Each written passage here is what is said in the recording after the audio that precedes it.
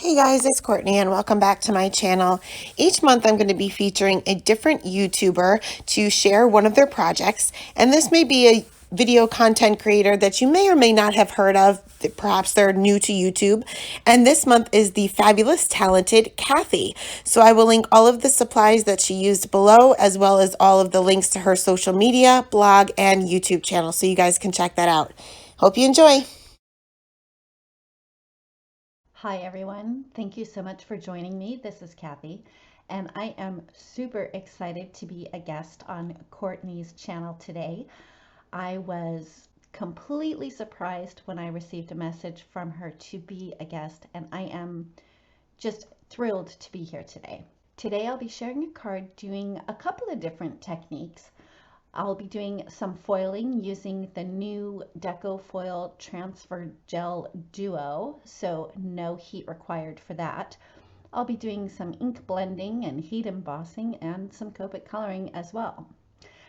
So I started out with a piece of Cougar Super Smooth cardstock cut to 4¼ by 5½ inches.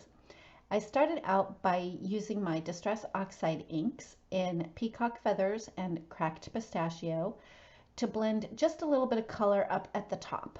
I did use a makeup blending brush to do the ink blending, and when I do ink blending, I like to start off the cardstock and move in towards the center, and I'll kind of switch back and forth between each side just to get a little bit more even coverage. I wasn't too worried about getting a perfect blend for these inks because I'm going to be stenciling over that with the Star Galaxy stencil by Whimsy Stamps. I use painter's tape to attach the stencil to my cardstock, and then I just used the same ink colors and just kind of went over it in sort of random spots. I didn't need the stars to be perfect, and I didn't want them to stand out too much because I did want to add in the foiled stars as well. So after I had done all of the ink blending, I cleaned off my craft mat and my stencil, used the same pieces of painter's tape to attach the stencil back to the cardstock.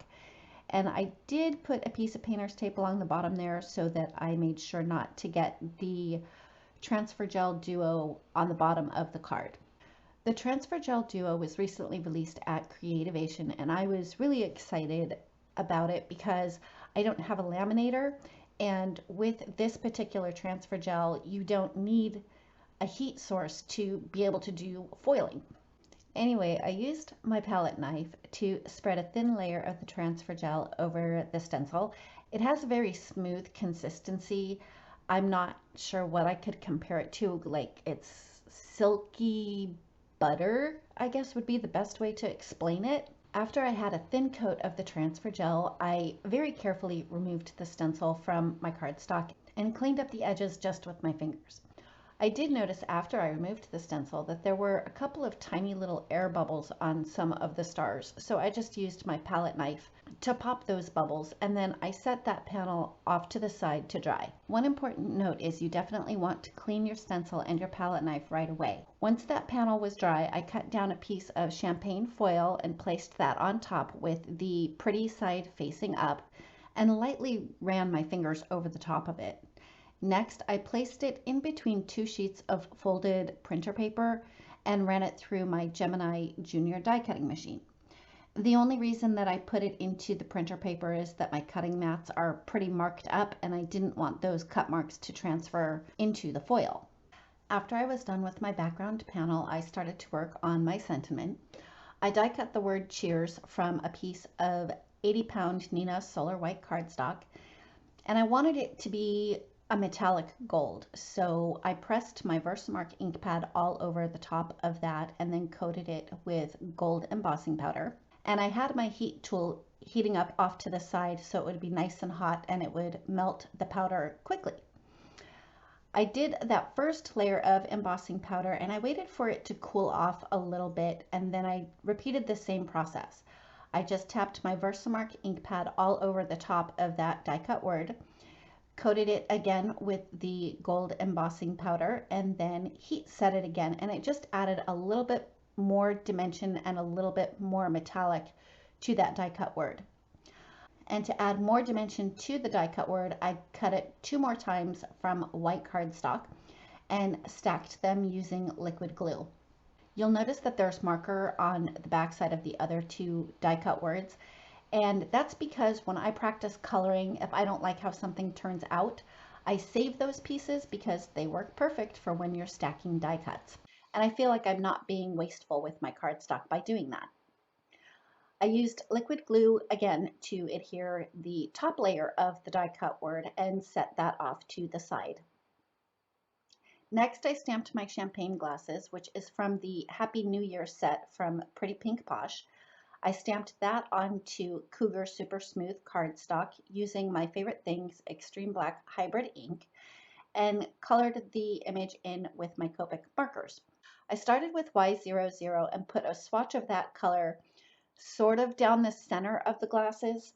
I like to do that to remind myself of where I want my highlight to be very, very noticeable. Next, I came in with BV000 and went down the sides of where the champagne would be the darkest in the glass.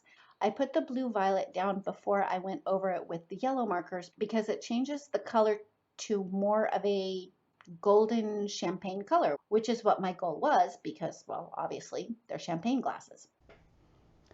To finish coloring in the champagne, I worked from my darkest color to my lightest color, and I worked from the outer edges in towards the center.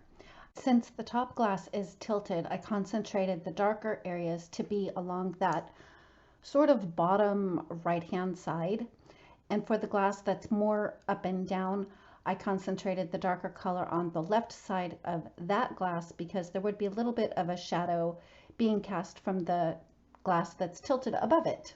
Once I finished coloring in the champagne, I started to work on the glass itself, and for the glasses, I just used cool gray markers.